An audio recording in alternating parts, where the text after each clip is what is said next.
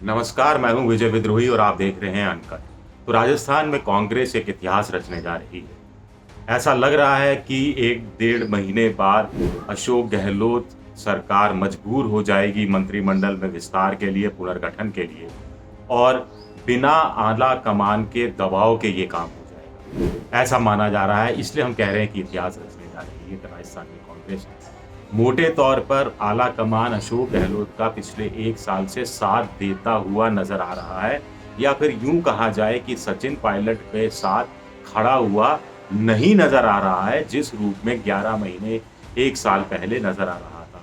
लेकिन अशोक गहलोत को जो बाहर से निर्दलीय विधायक समर्थन कर रहे हैं, जो बीएसपी के 6 विधायक समर्थन कर रहे हैं, जो सचिन पायलट गुट के विधायक हैं और गहलोत की कांग्रेस के उनके समर्थक भी कुछ विधायक हैं, वो सब मिलकर जिस ढंग से बात कह रहे हैं, उसका मतलब यही है कि अशोक गहलोत को मंत्रिमंडल का विस्तार करना चाहिए।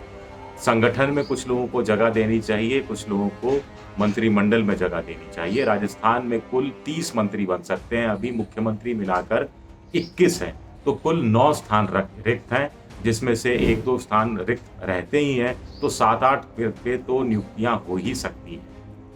अब इस बीच अशोक गहलोत ने कहा है कि वो पॉलिटिकल क्वारंटाइन में जा रहे हैं। नहीं, उन्होंने नहीं कहा पॉलिटिकल क्वारंटाइन में, उन्होंने कहा कि वो 1.5-2 महीने क्वारंटाइन में रहेंगे। वो विधायकों से नहीं मिलेंगे, मंत्रियों से नहीं मिलेंगे, क्योंकि डॉक्टरों ने कहा है कि उन्हें एहतियात बरते जाने की ज़रूरत है। हाल ही में वो कोरोना से उभरे हैं, तो कोरोना से संबंधित कोई बीमारी ना हो जाए, इसलिए वो बचाव कर रहे हैं। अच्छी बात है, आपको बचना चाहिए, बहुत ज़रूरी है। लेकिन आप इससे पहले कांग्रेस के विधायकों से क्यों मिले? आप पायलट के गुट के एक विधायक पीआर मीणा नाम बताया जाता है, उनसे आप क्यों व्यक्तिगत तौर पर मिले, जो बाद में आपके गुणगान करने लगे? आप इतनी वर्चुअल मीटिंग कर चुके, तो एहतियात बरतते हुए आप विधायकों से वर्चुअल मीटिंग ही कर लेते। वो सिलसिला अब कह रहे हैं कि अब शुरू करेंगे, अब व्यक्तिगत तौर पर नहीं मिलेंगे। वहाँ उधर हालत ये है कि पायलट गुट के विधायक और अशोक गहलोत गुट के विधायक आपस में चिड़ियाबाजी खेल रहे हैं, घोंसलेबाजी खेल रहे हैं। हुआ ये कि पायलट के अशोक गहलोत के समर्थक हैं सुभाष गर्ग, आरएलडी पार्टी से आए हैं वो, राष्ट्रीय लोकदल से। उन्होंने कुछ दिन पहले ट्वीट कर दिया कि ये मौसम ही कुछ ऐसा है, परिंदे घोंसले बदलने के लिए मचल रहे हैं। इस पर पायलट गुट के एक विधायक हैं वेद प्रकाश सोलंकी, उन्होंने जवाब दिया कि कुछ परिंदे ऐसे होते हैं जो अपना घोंसला बनाते ही नहीं है, दूसरे के घोंसले पर कब्जा करके बैठ जाते हैं, फिर मतलब निकल जाता है तो वो घोंसला छोड़ देते हैं, फिर अगले साल फिर आ जाते हैं, उसी घोंसले पर कब्जा करने लगते हैं और बाकी टाइम घना पक्षी विहार में ये लोग, भरतपुर में है घना पक्षी विहार, घना पक्षी विहार में ये पंछी पानी के लिए भटकते रहते हैं, कभी पोखर में मुँह मारते हैं, कभी हैंडपंप में मुँह मारते हैं। तो सुभाष गर्ग भरतपुर संभाग से आते हैं, इसलिए घना पक्षी विहार का नाम लिया गया और आरएलडी का चुनाव चिन्ह हैंडपंप है, इसलिए हैंडपंप का इस्तेमाल किया गया। तो स्तर ये हो गया। एक रणवीर गुड़ा हैं, बीएसपी के विधायक हैं, उन्होंने कह दिया कि अगर 10 निर्दलीय विधायक और बीएसपी के 6 विधायक अशोक गहलोत सरकार का पिछले साल समर्थन नहीं करते, तो आज सरकार की पुण्यतिथि, सरकार के चले जाने की पहली पुण्यतिथि मन रही है। ये स्तर, ये लोग क्या चाह रहे हैं? ये लोग भी चाह रहे हैं कि उन 20 मंत्रियों की तरह जो अशोक गहलोत मंत्रिमंडल में है, इनको भी मंत्री बना दिया जाए, ताकि ये भी जनता की सेवा कर सके, या संगठन में कोई पद दे दिया जाए ताकि जनता की सेवा कर सके। तो अशोक गहलोत को चाहिए, भाई जनता के इतने बड़े बड़े सेवक हैं तो उनको मौका देना चाहिए, लेकिन गहलोत मौका देने को तैयार नहीं। सचिन पायलट का दर्द यह है कि 11 महीने पहले प्रियंका गांधी और राहुल गांधी ने जो वादा किया था, उसको निभाया नहीं जा रहा है। एक कमेटी बनाई गई थी, अहमद पटेल उसके अध्यक्ष बनाए गए थे, अहमद पटेल की मौत हो गई, बाकी 2 सदस्यों ने अभी तक रिपोर्ट सबमिट नहीं की है। अशोक गहलोत कह रहे हैं कि जब रिपोर्ट ही सबमिट नहीं है तो मैं उसकी सिफारिशों पर अमल कैसे करूं। सचिन पायलट का जो गुट है वो कह रहा है कि उन रिपोर्ट की सिफारिशों पर अमल करना चाहिए, आला कमान को अमल करवाना चाहिए। आला कमान खामोश है। सचिन पायलट दिल्ली जाते हैं, प्रियंका गांधी शिमला चली जाती है, सचिन पायलट इंतजार करते रहते हैं, शिमला से प्रियंका लौटती नहीं है, वो जयपुर खाली हाथ लौट रहे हैं, ऐसी खबर आ रही है जब तक मैं ये रिकॉर्ड कर रहा हूँ अपना अनकट। उधर राहुल गांधी फ़ोन नहीं उठा रहे, इस तरह की बात आ रही है सामने।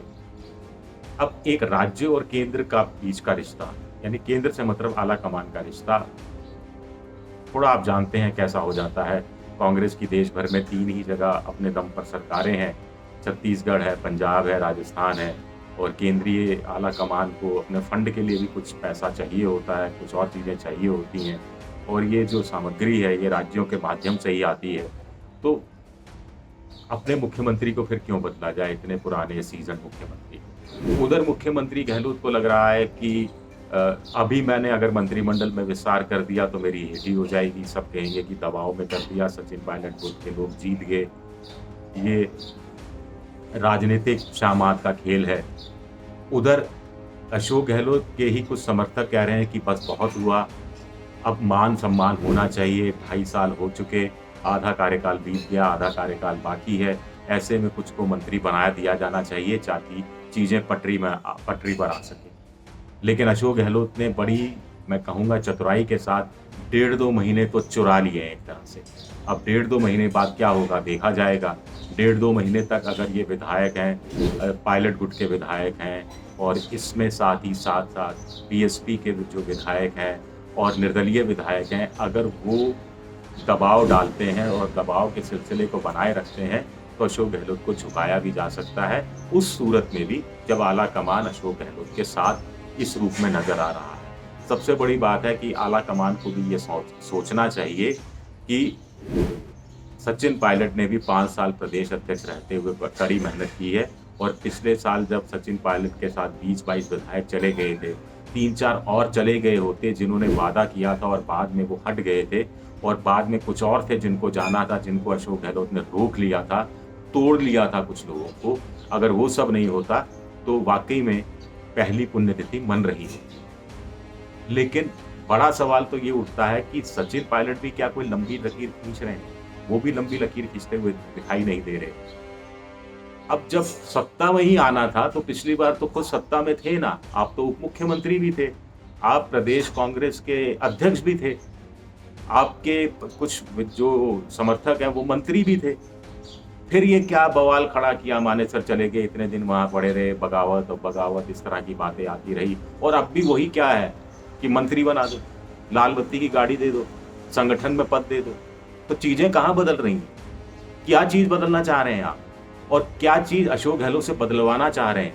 और यही सवाल अशोक गहलोत से पूछा जा सकता है कि 1 साल पहले उन्होंने कह दिया था नकारा है, निकम्मा है, कह रहा था कि कोई मैं बैंगन खाने के लिए थोड़ा चुनाव लड़ रहा हूँ, तो राजनीति में मुख्यमंत्री बनने की महत्वाकांक्षा रहती ही है। लेकिन अशोक गहलोत को भी समझना चाहिए, तीसरी बार वो मुख्यमंत्री बने हैं, उम्र भी हो गई है, और ऐसे में नई पीढ़ी को सामने लाना जिम्मेदारी किसकी होती है? पुरानी पीढ़ी की होती है। पुरानी पीढ़ी ही जिम्मेदारी नई पीढ़ी को सामने लाती है। केरल के अंदर पिनाराई विजयन मुख्यमंत्री हैं, उन्होंने अपने मंत्रिमंडल में एक भी पुराना चेहरा नहीं रखा, सब नए चेहरे रखे।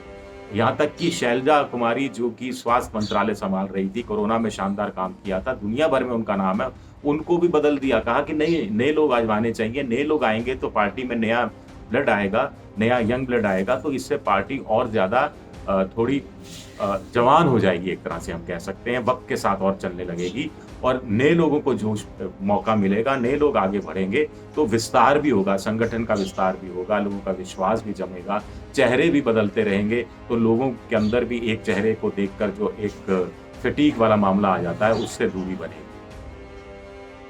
लेकिन कुछ समझने को तैयार नहीं। सबसे बड़ी बात है कि आला कमान चुप है, कोई शिमला में है तो कोई फोन नहीं उठा रहा। ऐसे में कैसे और कहां तक चलेगी कांग्रेस? बड़ा सवाल है। शुक्रिया आप सबका, बहुत बहुत शुक्रिया।